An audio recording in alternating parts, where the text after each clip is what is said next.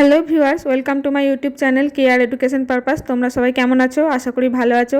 আজকে আমি তোমাদের সাথে আলোচনা করতে চলেছি দ্বিতীয় পর্যায়ক্রমিক মূল্যায়ন 2025 পঞ্চম শ্রেণীর বাংলা বিষয়টির ওপর। তো চলো দেখা যাক বাংলায় কী ধরনের প্রশ্ন তোমাদের সেকেন্ড ইউনিট টেস্টে আসতে পারে। তো চলো ভিডিওটা শুরু করা যাক। তুমি দেখো, সঠিক উত্তরটি নির্বাচন করো। যে কোনো চারটি 1x4 মানে 1 নম্বর করে আসবে। প্রথম কোশ্চেন দেখো, চিলেকোঠা হলো কাঠের ঘর, তেতলার ঘর, ছাদের ওপরে সিঁড়ির ঘর, বসবার ঘর। সঠিক উত্তর হচ্ছে ছাদের ওপরে সিঁড়ির ঘর। নম্বর প্রশ্ন দেখো, পুকুর থেকে মাছেরা, পাখিরা, পাতিহাঁসেরা, পোকারা উঠে গিয়েছিল। সঠিক উত্তর হচ্ছে পাতিহাঁসেরা উঠে গিয়েছিল। 3 নম্বর প্রশ্ন দেখো, আকাশটা বিশ্রী হয়ে থাকে রবিবারে, সোমবারে, শনিবারে, বুধবারে। উত্তর হচ্ছে রবিবারে। 4 নম্বর প্রশ্ন দেখো, ঝড় কবিতায় ঝড় এসেছিল ভোরবেলা, রাতে, দুপুরবেলা, সন্ধ্যাবেলা। সঠিক উত্তর হচ্ছে দুপুরবেলা। 5 নম্বর প্রশ্ন দেখো, বিকট হুঙ্কার বাঘ ঝাঁপিয়ে পড়লো তার ওপর। বাঘটি ঝাঁপিয়ে পড়েছিল ধনাই, আরজান, কাফিন আর ট্যাকের ওপর। সঠিক উত্তর হচ্ছে ধানাইয়ের ওপর। 6 নম্বর প্রশ্ন দেখো, গল্পে শিয়াল আসলে খুব বোকা, চালাক, বুদ্ধিমান, শিক্ষিত। উত্তর হচ্ছে চালাক। পরের প্রশ্ন দেখো, পশ্চিমবঙ্গে কালবৈশাখী যে ঋতুতে হয় গ্রীষ্ম, বর্ষা, শরৎ এবং শীত। কোন ঋতুতে? সঠিক উত্তর হচ্ছে গ্রীষ্ম। 8 নম্বর প্রশ্ন দেখো, পর্বত কোন লিঙ্গের উদাহরণ? পুংলিঙ্গ, ক্লীবলিঙ্গ, উভয়লিঙ্গ, স্ত্রীলিঙ্গ। সঠিক উত্তর হচ্ছে ক্লীবলিঙ্গ। পরের প্রশ্ন দেখো, ভক্তবৃন্দের ভিড়ে মন্দির চত্বর পরিপূর্ণ। রেখাঙ্কিত শব্দটি একবচন, দ্বিবচন, বহুবচন, কোনোটিই না। সঠিক উত্তর হবে বহুবচন, মানে ভক্তবৃন্দের ভিড়ে সেটা হবে বহুবচন। পরে দেখো, নিচের প্রশ্নগুলি উত্তর দাও। এটা আছে 1 নম্বর করে 7টা প্রশ্ন লিখতে হবে। তো দেখো 2-1 হচ্ছে, রবীন্দ্রনাথের পিতা মাঝে মাঝে কোথায় চলে যেতেন? সঠিক উত্তর হচ্ছে রবীন্দ্রনাথের পিতা মাঝে মাঝে অনেক দিনের জন্য পাহাড় পর্বতে চলে যেতেন। এ আকাশকে গিলতে আসতো। রবিবারে ছুটির পর আসতে থাকা সোমবার হাঁ করে মুখের গ্রহণ লাগানো ছায়া আকাশকে যেন গিলতে আসতো। পরের প্রশ্ন দেখো, তোমার চেনা এমন 2টি গাছের নাম লেখো অন্ধকারে যাদের দেখলে মনে হয় যেন মানুষের মতো হাত নেড়ে ডাকছে। দেখো উত্তরে তোমার চেনা যে কোনো 2টো লিখবে। এখানে আমি লিখেছি কলা গাছ, খেজুর গাছ।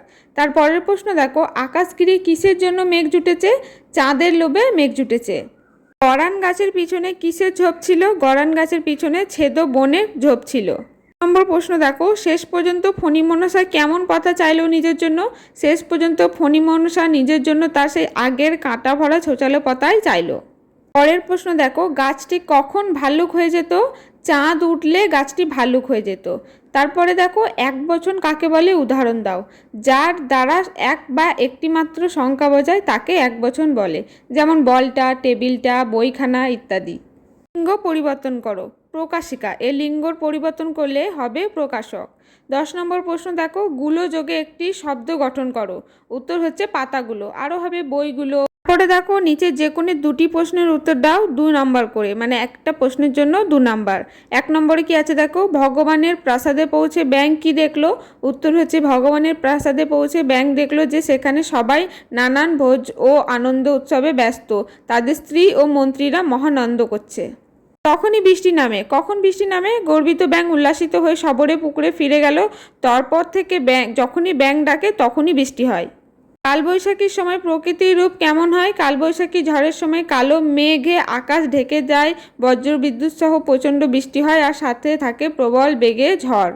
নম্বর প্রশ্ন দেখো, রূপালী ঝালর বলতে কি বোঝো? এখানে সূর্যের আলোর সঙ্গে রূপালী ঝালরের তুলনা করা হয়েছে। সূর্যের আলো যখন সবকিছু ঝিকমিক করে তখন তাকে রূপালী ঝালরের মতোই দেখায়। এটা হচ্ছে উত্তর। অনাই কিভাবে বাঘের হাত থেকে বেঁচে গেল? উত্তরটা দেখো, বাঘটা শীর্ষের গর্তের ভিতর পড়তেই ধানাইয়ের মাথায় যে মধুর কলসিটা ছিল সেটা বাঘের মাথায় পড়ে ভেঙে পড়লো। বাঘের সারা মুখে চোখে মধু ছিটকে পড়লো। বাঘ ফোঁত করতে লাগলো। এইভাবেই ধানাই বাঘের হাত থেকে বেঁচে গেল। তারপরে 6 নম্বর প্রশ্ন দেখো, লিঙ্গ কয় প্রকার ও কী কী? লিঙ্গ সাধারণত 4 প্রকার: পুংলিঙ্গ, স্ত্রীলিঙ্গ, উভয়লিঙ্গ, ক্লীবলিঙ্গ। তারপরে দেখো, তোমার বন্ধুকে পরীক্ষা শেষে ছুটি কিভাবে কাটাবে তা জানিয়ে একটি পত্র লেখো। পত্রটি লেখার জন্য তোমাদের থাকবে 5 নম্বর। তো তোমরা দেখো, এটা আরও অন্য কোনো টপিকের উপরও থাকতে পারে, বা হোস্টেলে কেমন কাটলো সেই জানিয়ে বাবা মাকে চিঠি, বা দিদির বিয়ে উপলক্ষে পরিবারের চিঠি। তো আমি এখানে একটি ছুটি কেমন কাটলো সেটা নিয়ে বন্ধুকে একটি চিঠি 5 নম্বরে তোমাদের দিয়ে দিলাম। এই চিঠিতে তুমি তোমার নাম, তোমার বন্ধুর নাম, তোমার ঠিকানা, তোমার কেমন ছুটি কেটেছে সেটা জানিয়ে তুমি কিন্তু তোমার বন্ধুকে লিখবে। তো এছাড়াও যদি অন্য কোনো টপিকের ওপর আসে তো তোমরা কিন্তু সব কিছু তোমাদের ওপর দিয়েই লিখতে পারো। তো এরকম ধরনের আরও যদি কোনো কিছু চাও আমাকে কমেন্ট সেকশনে জানিও, আমি তোমাদের দিয়ে দেবো। তো আজকের ভিডিওটা এই পর্যন্তই। এটা হলো তোমাদের দ্বিতীয় পর্যায়ক্রমিক 2025-এর বাংলা সাজেশন। তো তোমরা আমাকে অন্য কোনো টপিকের ওপর চাইলে কমেন্ট সেকশনে জানিও। তো ভিডিও যদি ভালো লাগে একটি লাইক করে চ্যানেলে সাবস্ক্রাইব করে পাশে থেকো।